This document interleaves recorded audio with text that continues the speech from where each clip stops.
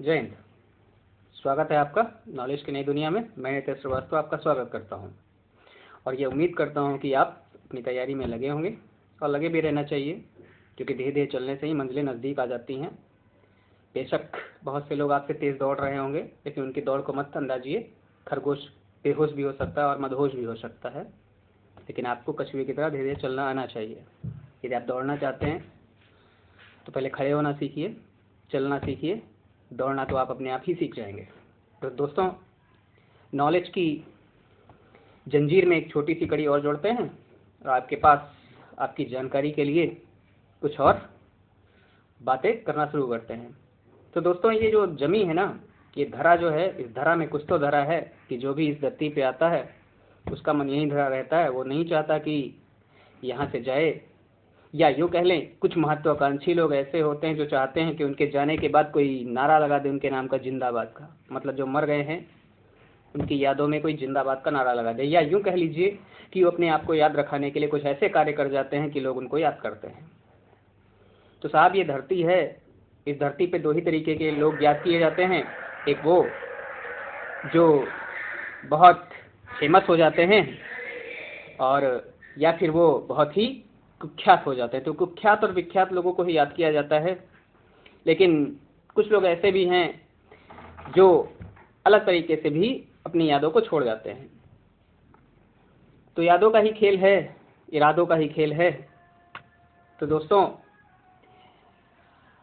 आप पेपरों में अक्सर देखते होंगे, अगर आप पेपर देते रहते हैं, कि कुछ मकबरों, शासक के मकबरों को जो जोड़ के क्वेश्चन आते हैं, उन क्वेश्चन के बारे में आपको बताने वाला हूँ। तो दोस्तों, मकबरा, आप सीधी सी बात है, मकबरा जो होता है मुस्लिमों में ही होता है। हिंदुओं में तो समाधि बोली जाती है उसको। तो मकबरा जो है, भारत में जब मुस्लिम साम्राज्य की नींव पड़ी थी, आप जानते होंगे, वो ताराइन का प्रथम युद्ध, ताराइन का दूसरा युद्ध। तो ताराइन का जब प्रथम युद्ध हुआ था, मोहम्मद गौरी को 1191 में पृथ्वीराज चौहान ने हरा दिया था। पृथ्वीराज चौहान ने उसको हरा दिया था, और 1192 में पलटवार होता है, मोहम्मद गौरी पृथ्वीराज चौहान को हरा देता है ताराइन के दूसरे युद्ध में। और मोहम्मद गौरी के जो गुलाम हुआ करते थे, उन गुलामों में कुतुबुद्दीन ऐबक था, इल्तुतमिश था। इल्तुतमिश तो कुतुबुद्दीन ऐबक का गुलाम हुआ करता था। तो गुलामों के लिए ही साम्राज्य को छोड़ दिया था, और उसकी मृत्यु के बाद में दिल्ली सल्तनत की स्थापना हो गई थी 1206 में। तो दोस्तों, भारत में जो मकबरा निर्माण शैली का जन्मदाता माना जाता है, क्वेश्चन आपसे करेगा भारत में मकबरा निर्माण शैली का जन्मदाता किसे माना जाता है, तो आप यह ध्यान रखिएगा, इल्तुतमिश को भारत में मकबरा निर्माण शैली का जन्मदाता माना जाता है। गुलाम वंश के संस्थापक की मैं बात करूं, कुतुबुद्दीन ऐबक की, तो कुतुबुद्दीन ऐबक जो था, तो दोस्तों वो लाहौर में घोड़ा पर बैठ करके पोलो खेल रहा था। उस समय पोलो को चौगान कहा जाता था, और उस पोलो के खेल को खेलते समय वो घोड़े से गिरता है और मरता है और ख़त्म हो जाता है। उसका मकबरा लाहौर में बना दिया जाता है। दोस्तों ध्यान रखिएगा, कुतुबुद्दीन ऐबक ने अपनी राजधानी भी लाहौर को बनाया था, उसकी समाधि भी लाहौर में ही है, और लाहौर रावी नदी के किनारे है, ध्यान रखिएगा। इल्तुतमिश जो था, उसे मकबरा निर्माण शैली का जन्मदाता कहा जाता है। ये भी आपको बहुत ध्यान रखना है, पेपर में कंफ्यूज नहीं होना। अगर कहता है कि भारत में मकबरा निर्माण शैली का जन्मदाता किसे माना जाता है, तो आपका आंसर जो बनेगा वो बनेगा किसके लिए, वो इल्तुतमिश के लिए बनेगा। इल्तुतमिश जो था, उसने क्या किया था, राजधानी दिल्ली को बना लिया था, लाहौर के स्थान पे दिल्ली को बना लिया था, और इसलिए दिल्ली सल्तनत का वास्तविक संस्थापक की बात करेगा तो इल्तुतमिश पे आपका आंसर होना चाहिए। तो चलिए दोस्तों, आगे बढ़ते हैं। क्वेश्चन एक आएगा कि मकबरों का काल किसे कहा जाता है, मतलब किसके समय में मकबरों का बहुत ज़्यादा निर्माण करवाया गया। तो ये क्वेश्चन जब आपके लिए पेपर में होगा, तो आप ध्यान रखिएगा तुगलक वंश को। तुगलक वंश जो था, उस समय को मकबरों का काल कहा जाता है, कि मकबरा जो हैं, बहुत सारे मकबरे बने, इसलिए तुगलक वंश को मकबरों का काल भी कह दिया गया है। या यूँ कह लीजिए कि दिल्ली सल्तनत में सबसे अधिक समय तक शासन करने वाले जो थे, तुगलक वंश के लोग थे। तो सीधी सी बात, समय ज़्यादा गुजरेगा तो लोग भी ज़्यादा खत्म हुए होंगे, और तो मकबरे भी उनके बने हुए होंगे, बनाए गए होंगे। तो तुगलक वंश जो था उसका संस्थापक कौन था? आप कमेंट करके बताइएगा, हमें आपकी नॉलेज को देख करके अच्छा लगेगा। तो दोस्तों और आगे बढ़ते हैं, ले चलते हैं आपको मुगल वंश की तरफ।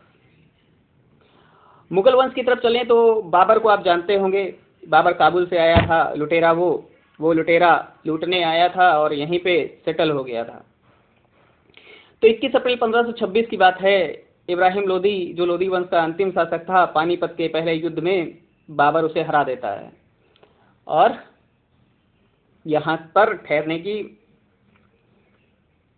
की क्या, वो आगरा शहर को ही अपनी राजधानी बना लेता है। सिकंदर लोदी को क्या पता था, जिसकी स्थापना सिकंदर लोदी ने आगरा शहर की स्थापना की थी, उसे क्या पता था कुछ समय के बाद में यहाँ पर काबुल से कोई लुटेरा आएगा और इसे अपनी राजधानी बना लेगा।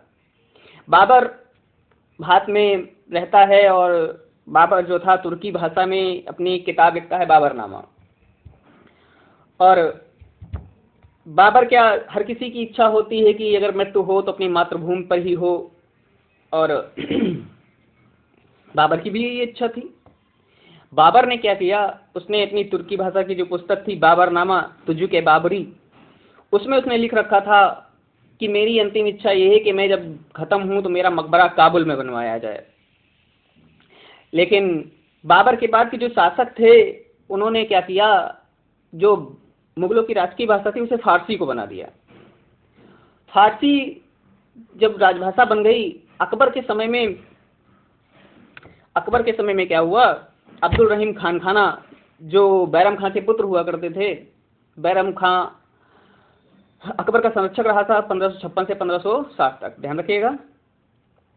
तो बैरम खान का पुत्र जो अब्दुल रहीम खान खाना था, अकबर ने उसको एक काम सौंपा कि ऐसा करो, ये जो बाबरनामा है ना, इसका आप अनुवाद फारसी में करो, और मैं तो ठहरा अनपढ़, मन तो कुछ आवे ना, लेकिन हाँ तुम इसका अनुवाद करो, मुझे बताते जाओ बाबा ने क्या लिखा है। अब बाबा कहता था, कुछ भी कहता हो, डजेंट मैटर, मुझे नहीं पता, लेकिन हाँ हम तो भारतीय हैं, रिश्तों में ही बात करते हैं। तो वो जब अनुवाद हो रहा था तो एक जगह पे लिखा हुआ मिला कि मेरी अंतिम इच्छा यही रही होगी कि मुझे मेरे जन्म स्थान पे दफना दिया जाए, मेरी मातृभूमि में मुझे पहुंचा दिया जाए। तो दोस्तों बाबर जब मरा था तो उसको क्या कहते हैं, आगरा के आराम बाग में, जहरा बाग में उसे दफनाया गया था। बाबर जो था उपवनों का बहुत शौकीन था, बाग लगवाने का बहुत शौकीन था, इसलिए उसे उपवनों का राजकुमार भी कहा जाता था, कलंदर भी उसे कहते थे, ध्यान रखिएगा इन चीज़ों को। तो जब अकबर के समय इस बात का पता चला कि बाबर ये चाहता था, तो अकबर ने क्या किया, उनकी हड्डियाँ निकलवाईं और उनको काबुल भिजवा दिया, और काबुल में इसका मकबरा फिर से बनवाया गया। तो दोस्तों एक क्वेश्चन ये भी आपसे बनेगा कि जो ये कौन सा शासक था मुगल वंश का जो 2 बार दफनाया गया था? तो दोस्तों चूकिएगा नहीं, बिल्कुल बताइएगा, बाबर के बाद में उसका लड़का हुमायूं गद्दी पर बैठता है, और हुमायूं जो था अफीम बहुत खाता था। इस्लाम में शराब हराम है ना, तो लोगों ने क्या किया, दिमाग से तोड़ निकाल लिया, अफीम हराम है ना, शराब हराम है ना, अफीम तो नहीं ना। अफीम के बहुत शौकीन हुआ करता था हुमायूं, और पढ़ने लिखने का बहुत शौकीन था, या यूँ कह लें उसे लगाव था ज्ञान से, और उसी का प्रस्फुटन जो दिखेगा इसके पुत्र में दिखेगा। जो अकबर होगा अनपढ़ तो होगा, लेकिन इतना ज्ञान इकट्ठा करेगा, हर धर्म के लोगों से बात करेगा। तो हुमायूं क्या करता है, दिल्ली में दीन पनाह भवन बनवाता है, और दीन पनाह भवन में क्या करता है, वो एक पुस्तकालय बनवाता है, शेर मंडल पुस्तकालय उसका नाम रख देता है, शेर मंडल पुस्तकालय। और उसी पुस्तकालय से गिर करके क्या होता है, उसकी मृत्यु हो जाती है, लड़खड़ा करके गिरा और ख़त्म हो गया। हुमायूं का मकबरा की बात करेगा तो दिल्ली चले जाइएगा, दिल्ली में हुमायूं का मकबरा है, और दिल्ली तक आ गए हैं तो दोस्तों एक और मकबरा आपको बता दूं दिल्ली से, जो पेपरों में बहुत पूछा जाता है। बात करते हैं निज़ामुद्दीन औलिया की। तो निज़ामुद्दीन औलिया जीवन भर अविवाहित रहे थे सूफी संतों में से, ध्यान रखिएगा। कौन सा सूफी संत था जो जीवन भर अविवाहित रहा था? तो निज़ामुद्दीन औलिया थे। और यही निज़ामुद्दीन औलिया साहब हैं जिन्होंने कहा था, हुनूस दिल्ली दूर आस्त, दिल्ली अभी दूर है। ये कहा था, किसके लिए कहा था ये आप बता दीजिएगा कमेंट करके, हमें अच्छा लगेगा और आपको भी अच्छा लगेगा अपनी नॉलेज का प्रदर्शन करके। तो उन्होंने कहा था हुनूस दिल्ली दूरास्त निज़ामुद्दीन औलिया, दिल्ली के 7 सुल्तानों का समय देखते हैं और दिल्ली में ही इनका मकबरा है, ध्यान रखिएगा निज़ामुद्दीन औलिया का। और निज़ामुद्दीन औलिया को याद रख रहे हैं तो उनके शिष्य को भी याद रखिए, तोता ए हिंद, भारत का तोता, हिंदी खड़ी बोली के जनक, तबला सितार के आविष्कारक, पटियाली एटा में जन्म उनका हुआ था। जी हाँ, आप सही हो, अमीर खुसरो की बात कर रहा हूं मैं। अमीर खुसरो का मकबरा भी दिल्ली में है, ये भी ध्यान रखिएगा। तो हुमायूं के बाद हुमायूं का बेटा अकबर आएगा। अकबर जो था अनपढ़ था, लेकिन ज्ञानार्जन की बहुत ज़्यादा इच्छा थी उसमें, तो उसने अनुवाद विभाग की भी स्थापना करवा रखी थी। और वो जब खत्म होता है तो उसका मकबरा आगरा के निकट सिकंदरा में बनाया जाता है। आगरा के निकट थोड़ी दूरी पे सिकंदरा पड़ता है, सिकंदरा में उसका मकबरा बनवाया जाता है। दोस्तों ध्यान रखिएगा, सिकंदरा की बात कर रहा हूँ मैं सिकंदराबाद की बात नहीं कर रहा हूँ। सिकंदराबाद किसका जुड़वा शहर है, कमेंट करके बता दीजिएगा। तो सिकंदरा में अकबर का मकबरा बनता है, लेकिन दुश्मनी दुश्मनी दुश्मनी, एक कब्र खुदती है तो दूसरी अपने आप खुदने के लिए तैयार हो जाती है। जाट शासक राजा राम ने क्या किया, अकबर की कब्र को ही लूट लिया था। हालांकि कब्र में कुछ ऐसा नहीं मिलता कि वो उसके काम का होता, लेकिन वो जो भड़ास होती है ना, खुन्नस, तो उसने क्या किया, उनकी अकबर की हड्डियों को निकाल के ही जला दिया था। आओ तुम्हें भस्मीभूत कर देते हैं, तुम जिन्नात बनो या भूत, तुम्हारी मर्जी पे छोड़ देते हैं। तो भैया उसने क्या किया, हड्डियां जला दी थी। ध्यान रखिएगा, अकबर की कब्र को लूटने वाला कौन था, वो था जाट शासक राजा राम। अकबर के बाद में उसका पुत्र होता है जहांगीर। जहांगीर बोले तो सलीम, सलीम बोले तो अनारकली दिमाग में आई तो अच्छा है। अकबर का पुत्र जहांगीर मतलब सलीम, सलीम चिश्ती की दरगाह में पैदा होता है। सलीम चिश्ती की दरगाह जो है वो जानते हैं आप कहाँ है, फतेहपुर सीकरी में है। और फतेहपुर सीकरी में सलीम चिश्ती की दरगाह में जन्म होता है जहांगीर का, और जहांगीर का नाम ही रख दिया जाता है सलीम। तो जहांगीर जो था, इसका मकबरा जो था वो बनवाया गया कहाँ पे, इसका मकबरा है शाहदरा लाहौर में। अभी मैं लाहौर के बारे में बता के गया हूँ कि कुतुबुद्दीन ऐबक का मकबरा भी लाहौर में है। शाहदरा लाहौर में किसका मकबरा मिलेगा, तो आप आइएगा अनारकली के जहांगीर के पास में। किसके पास में, जहांगीर के पास में। न्याय की जंजीर के लिए प्रसिद्ध था जहांगीर। चित्रकला का बहुत बड़ा पारखी था, चित्रकला इसके समय चरमोत्कर्ष पे पहुंच गई थी। और इसी ने सिखों के 5वें गुरु कौन से गुरु थे जिनकी हत्या करवा दी थी, कमेंट करके बता दीजिएगा आप भी। जहांगीर के बाद शाहजहां आता है, और शाहजहां का मकबरा जो है वो दिल्ली में नहीं, आगरा में है। ताजमहल बनवाया था शाहजहां ने। शाहजहां ने क्या किया, आगरा में ताजमहल बनवाया। अब उस समय भारत में अकाल पड़ा हुआ था, या यूं कह लें कि शाहजहां का पुत्र जो औरंगजेब था, वो शासन सत्ता में इतना खो गया था कि शासन सत्ता मुझे चाहिए, इसने अपने पिता को ही कैद कर लिया था। बहाना बना दिया था क्या, कि मोहब्बतों के लिए मुजस्समा कौन बनाता है, ये आप गलत कर रहे हो। उसने क्या किया, अपने पिता को कैद कर लिया, आगरा के किले में कैद करके डाल दिया। और उसके पिता उसी में कैद रहे और उसी में खत्म हो गए। शाहजहां की बात हो रही है, शाहजहां को कैद कर लिया था औरंगजेब ने। तो आगरा में ताजमहल जो बनवाया गया वो शाहजहां के द्वारा बनवाया गया। शाहजहां जब खत्म होते हैं तो वहीं आगरा में दफन कर दिए जाते हैं, मुमताज महल भी वहीं पे दफन है। तो भैया मोहब्बतों की निशानी नहीं, ये कब्रों की निशानी है, ये ध्यान रखिए। ताजमहल कोई मोहब्बत की निशानी नहीं है। और उसके बाद में औरंगजेब, शाहजहां के बाद में जो औरंगजेब होता है, औरंगजेब क्या करता है, औरंगजेब जिन कारणों के कारण अपने पिता को कैद करता है कि हाँ ये आप ताजमहल क्यों बनवा रहे हो, कहते हैं वक्त का पहिया ऐसा घूमता है कि औरंगजेब भी उससे नहीं बचता है।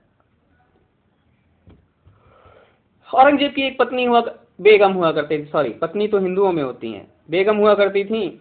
और उन बेगम में एक दिलरास बानो हुआ करती थी, राबिया दुर्रानी। राबिया दुर्रानी बहुत प्रिय हुआ करती थी औरंगजेब की। तो बंदा इश्क में मजबूर हो गया, था तो वो शहंशाह मगर मजदूर हो गया। जी हाँ, औरंगजेब से जिद कर बैठती हैं राबिया दुर्रानी, बहुत तेज गुर्रानी, और राजा जानी बनवा के दो एक ताजमहल हमको भी।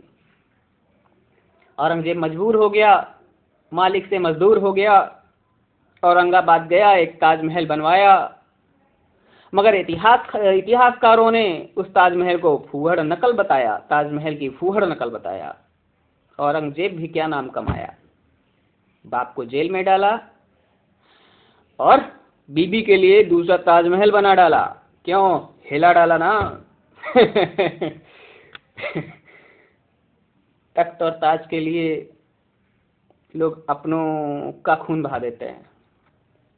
चलिए, इस पे और कभी बातें होंगी तख्त और ताज की। आज की बात करते हैं।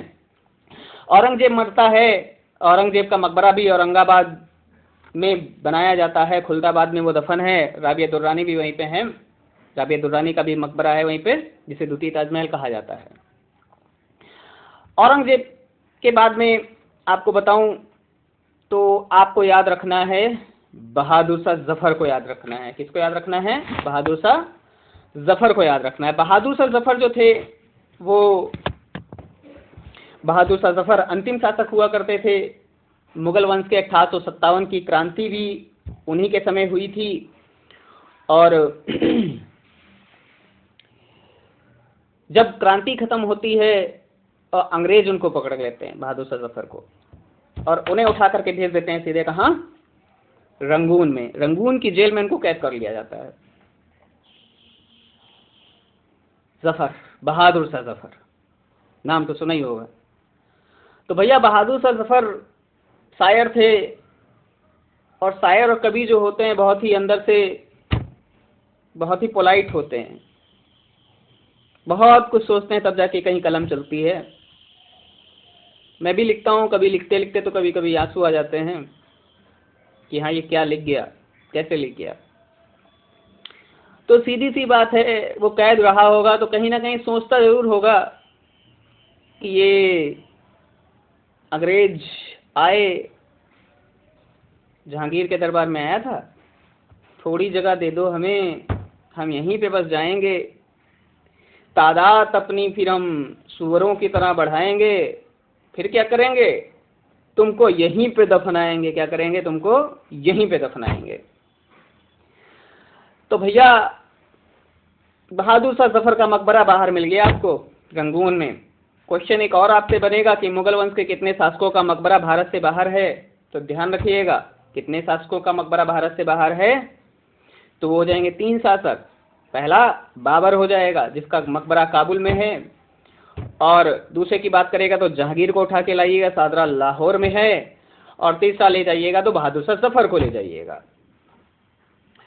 दोस्तों 1857 की क्रांति हुई थी जब, तो एक बेगम हजरत महल हुआ करती थी लखनऊ से, जिन्होंने नेतृत्व किया था। वो क्रांति खत्म होने के बाद नेपाल चली गई थी। नेपाल के काठमांडू में उनका मकबरा है, ये ध्यान रखिएगा। नेपाल के काठमांडू में मकबरा है।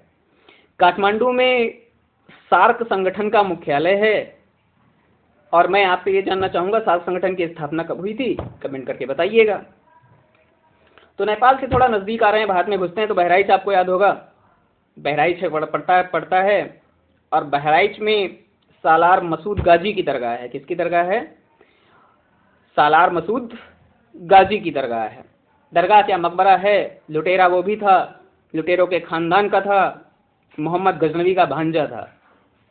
मोहम्मद गजनवी का भांजा था, भारत में आया था और लूटपाट ही कर रहा था, मर गया, वहीं दफना दिया गया, और दफन होने के बाद में बिना कफन के दफन है या ऐसे ही दफन है, लोग उस पर फूल मालाएं चढ़ाने लगे, माथा टेकने लगे, सर अपना फोड़ने लगे कि ये दफन जो इंसान है ये हमारी मुरादों को पूरी करेगा। लोगों की मान्यताएं हैं, उनको नहीं पता कौन दफन है। भारत का लुटेरा दफन है, हमारे हिंदुओं का अपनों का कत्ल करने वाला यहाँ पे दफन है, और उन्हीं कत्ल करने वालों में को हम जाकर के चादरें चढ़ा रहे हैं, रजैया चढ़ा रहे हैं, कंबल चढ़ा रहे हैं। डजंट मैटर जो चढ़ाता हो, मुझे नहीं पता पूरी तरीके से क्या चढ़ाया जाता है। तो जो भी वहाँ पे चढ़ाते हैं वो लोग, उन्हें ये नहीं पता क्यों चढ़ा रहे हैं, क्या चढ़ा रहे हैं। बेशक हम पत्थरों को पूज लेते हैं, पेड़ पौधों में ईश्वर को देख लेते हैं, पर जिन्हें अपना इतिहास नहीं पता होता उनके देश के भूगोल बदल जाने की संभावनाएं कहीं ज़्यादा होती हैं। तो अपने राष्ट्र को बचाने के लिए आपको ये पता होना चाहिए हमारा राष्ट्र क्या था, हम कितने बड़े हुआ करते थे, हम अफगानिस्तान तक फैले हुए थे। गांधारी याद आई आपको? अरे जिज्जा लगते हैं हम सब पठानों के, वहां से यहाँ तक के। मैं अपनी बात नहीं कर रहा हूँ, मैं तब संजय हुआ करता था महाभारत में, मेरा नाम भी संजय है, लेकिन मैं नहीं जानता कि मैं ही था, हो सकता है कोई और रहा हो। लेकिन जो अपना इतिहास नहीं जानते हैं उनका भूगोल बदल जाने की संभावनाएं बहुत ज़्यादा रहती हैं। तो दोस्तों इतने मकबरों को याद रखिएगा। और जाते थे एक मकबरा आपको और देख करके जाता हूँ, सासाराम बिहार का मकबरा। सासाराम बिहार में उस अशक का मकबरा है जिसने कहा था यदि भाग्य ने मेरा साथ दिया तो मुगलों को भगा भगा के मारूंगा, पटक पटक के मारूंगा, उठा उठा के मारूंगा, ठोक ठोक के मारूंगा, बहुत दूर तक मारूंगा, देर तक मारूंगा, मारता ही रहूंगा। ये लफ्ज कुछ मैंने बढ़ा दिए हैं। ये शेरशाह सूरी ने कहा था कि यदि भाग्य ने मेरा साथ दिया तो मैं मुगलों को देश से बाहर खदेड़ दूंगा। तो भैया वो सलमान खान के जैसा कमिटमेंट नहीं था, फिल्म वाला असली वाला कमिटमेंट था। उसने कहा और कर दिया। हुमायूं के पीछे लगा दिया था, कुतुब खां और खवास खां को, 2 सेनापति लगा दिए थे। चाहे बिलग्राम कन्नौज का युद्ध हो या चौसा का युद्ध हो, ठोके गए थे हुमायूं। खाओगे अफीम, देखोगे नाच, और करना चाहोगे तुम देश पे राज। कैसे हो सकता है? देश पर शासन बनाए रखने के लिए हथियार उठाने पड़ते हैं, हथियार बनना पड़ता है। शेरशाह सूरी जो अफगान हुआ करता था, उसने क्या किया था? उनको, हुमायूं को देश से बाहर खदेड़ दिया था। हुमायूं इतना डर गया था कि घोड़वा सहित नदी में कूद गया था। हाँ, घोड़वा सहित कूद गया था, इतना डर गया था। घोड़वा भी सोच रहा होगा ये तो हमसे ज्यादा घोड़वा है, हमरे बैठा है, वो नदी में ऐसे कूदा दिया। घोड़वा तो तैर लेता था, हुमायूं तैर नहीं पाते थे, तो उनको एक भिश्ती ने बचा लिया था। और 1555 में जो दोबारा वापसी करता है हुमायूं, तो उसको एक दिन के लिए राजा बना देता है। नायक पिक्चर देखिए, एक दिन का मुख्यमंत्री, वैसे उसको राजा बना देता है एक दिन का। तो दोस्तों सासाराम बिहार में शेरशाह सूरी का मकबरा है। शेरशाह सूरी के बचपन का क्या नाम था ये आप बता दीजिएगा। रुपया नाम का सिक्का किसने चलाया था ये बता दीजिएगा। और अकबर के दरबार में टोडरमल जो थे वो अकबर के दरबार में आने से पहले किसके दरबार में थे ये भी बता दीजिएगा। ये तो नहीं कहूँगा कि एहसान रहेगा आपका, लेकिन हाँ नॉलेज आपकी पता चलेगी तो मुझे बहुत अच्छा लगेगा कि आप बहुत कुछ जानते हैं। तो नॉलेज की इस कड़ी में, इस जंजीर में एक कड़ी आपके लिए थी। दोस्तों इतना याद रखिएगा, वीडियो अच्छा लगे तो अपने पढ़ने वाले दोस्तों को भेजिएगा, लाइक करिएगा, शेयर करिएगा, कमेंट करिएगा। हो सके तो आप ये बताइए किस टॉपिक पे वीडियो चाहते हैं। आप जिस टॉपिक पे वीडियो चाहेंगे, पढ़ाई से रिलेटेड जो होगा, आपके कंपटीशन से रिलेटेड होगा, जीके जीएस से संबंधित जो होगा, मैं नितेश श्रीवास्तव आपके साथ खड़ा हूँ। जो आप बताइएगा आपको पढ़ा दूंगा। कोशिश करूंगा कुछ समय के बाद आपको बोर्ड पे पढ़ाया जाए।